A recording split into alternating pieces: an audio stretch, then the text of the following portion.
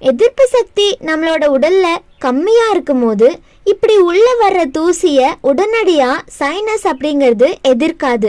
அதுக்கு பதிலா தூசிய இழுத்து தன்னோட சவ்வு பகுதியில ஒட்ட வச்சுக்கும். எப்போ எதிர்ப்பு சக்தி சரியான அளவுக்கு வருதோ அப்போ சைனஸ்ல ஒட்டிக்கிட்டு இருக்கிற தூசிய வெளியேற்ற முடியும்.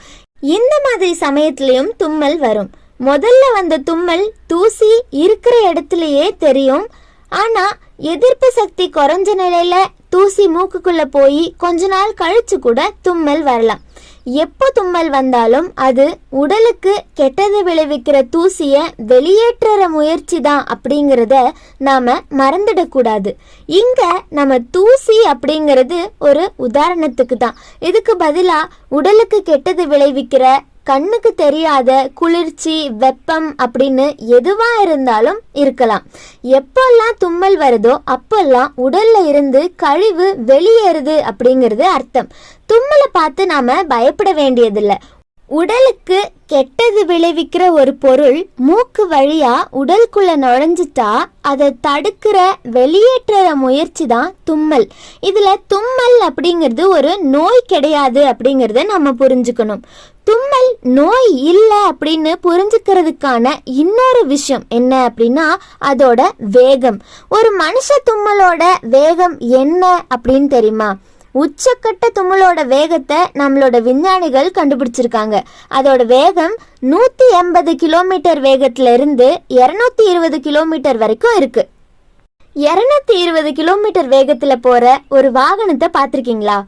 மனுஷ இனம் தோன்றி 10 லட்சம் வருஷங்களுக்கு அப்புறம் இப்பதான் ஜப்பானோட புல்லட் ரயில் இவ்வளவு வேகத்துல கண்டுபிடிக்கப்பட்டிருக்கு. ஆனா முதல்ல பிறந்த மனுஷனே இந்த வேகத்துல தும்மி இருப்பான். இவ்வளவு வேகத்துல ஒரு ரயில் ஓடுறதுக்கு எந்த அளவுக்கு ஆற்றல் வேண்டி இருக்குமோ அதே அளவு ஆற்றல் ஒரு தும்மலுக்கும் செலவாகும் தானே. இவ்வளவு ஆற்றல் செலவு உள்ள தும்மலை நம்மளோட உடல் எதுக்கு உருவாக்குது? சும்மா பொழுதுபோக்குறதுக்கா?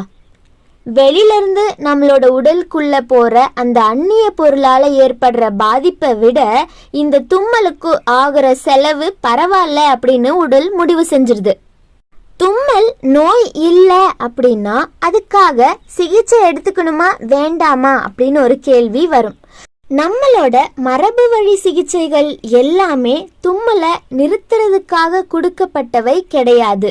மாறா தும்மலுக்கு காரணமான கழிவை உடல்ல இருந்து வெளியேற்றுறதுக்காக செய்யப்பட்ட உதவிதான் சிகிச்சை. நம்மளோட உடல்ல இருந்து கழிவுகள் வெளியேறிடுச்சு அப்படின்னா அதுக்கப்புறம் தும்மலுக்கான